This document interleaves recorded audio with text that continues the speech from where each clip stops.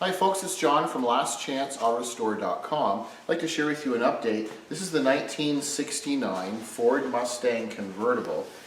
In our previous video, we shared with you where we had obviously the front clip off of the vehicle, and we had everything media blasted or sand blasted in the front end, and it exposed quite a few rusted areas because we had undercoating and some different kind of product and caulking kind of covering up some of this stuff, and then it was a rust proofing over top of that. So if you recall, in a previous video we had removed the top of the shock tower brace, and we removed all of the suspension here, which exposed the rust and the corrosion. So now I'd like to share with you, we have all the fabrication and metal work now done, and our next step is to protect all of this bare metal. So we'll be applying a two-part black epoxy to seal everything. So what I'd like to do is just point out some of the areas. We won't go through all of it because there's just so many areas that we found that needed some work, but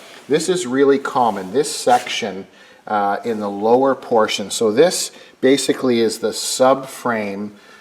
This is the front of the torque box. So this is a 1969 Mustang, and the torque boxes are a little bit larger in the convertible, a little bit heavier duty than they would be in the normal hardtop. So basically, when you hear people talking about the torque boxes, this is the front section of the torque box. You can see there's been quite a bit of new metal already welded in the firewall and in the side areas previously, and then this is our subframe, and then this is our coil springs and shocks and suspension attach into here, and then there's a cover that goes over this.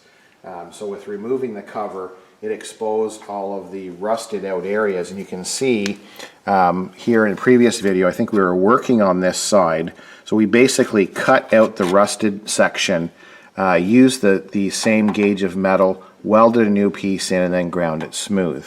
We repaired down in here in this pocket, it was all rotted out. All along the bottom here, this would be the main support piece for the subframe rail. And that was all hidden, that rusted out section. And then as we clean this out, we saw numerous sections of rust along this bottom of the tower. So you can see, well, with the grinding it's probably difficult, but if I trace it out here, so basically this is a new piece of steel that starts here, goes all the way down and across, and then it comes up into here and across, and you can see we've got the same factory contours, and then this new metal comes all the way across here and in. So essentially from here down is all new steel and the proper thickness. So then after we fixed all of that, we ground all these welds smooth, and then it's ready for the two-part epoxy to seal it. And then there was some damage along here. We had a couple of holes, so what we did is basically cleaned all this rail out. We welded the little holes closed, and then we cleaned up that and welded it. Same thing along here. These two holes, this guy and this hole here, they're for our bumper brackets, which we'll be attaching much later. But up above, there's some stress and some flexing that can happen above where the bumpers will get fastened. You can see there's been some repair work done previously and done well, but they left a couple of pinholes. So we've cleaned that up, welded this and ground it smooth, and then you can see here there's a bunch of sections that we've repaired. So that all looks quite nice now. So this is the driver's side front, and then as the camera person comes around, you can see, if we look inside, basically you can see where we've done some of the repairs too. So you've got the bottom part here. So they've all been grounded down and fairly close to being smooth. And then across the back here, so where you've got your big shock tower brace, there's a panel from the factory that they attach or weld in, and then there's a front panel. And you can see someone's done some repairs, and then they've tried to hide some of the rust, and they used some type of caulking material that was not compatible with other products. So you can see that some of the residue, we've cleaned and ground all that out, so now we have the correct factory patches and seams visible again. So now that we have all that out of the way, we're going to be able to apply the two-part epoxy that'll properly seal that steel. And then, because our client, this is going to be painted a maroon, the original maroon color in 1969, our client has decided that he would like to have this whole inside engine bay and rad support painted the same color as the car.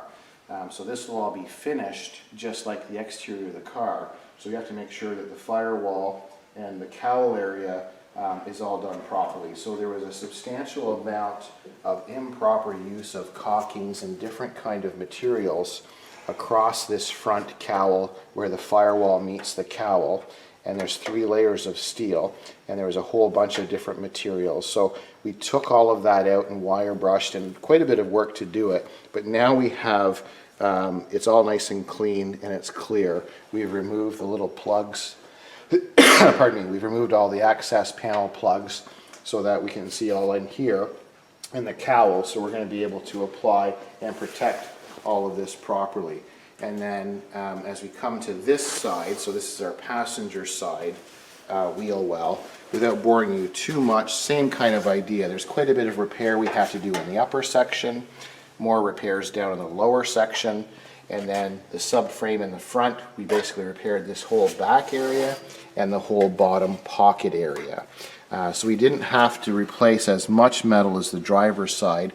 This is still the same factory heavy steel here, but all of the lower pieces and the back section and the front is all new steel.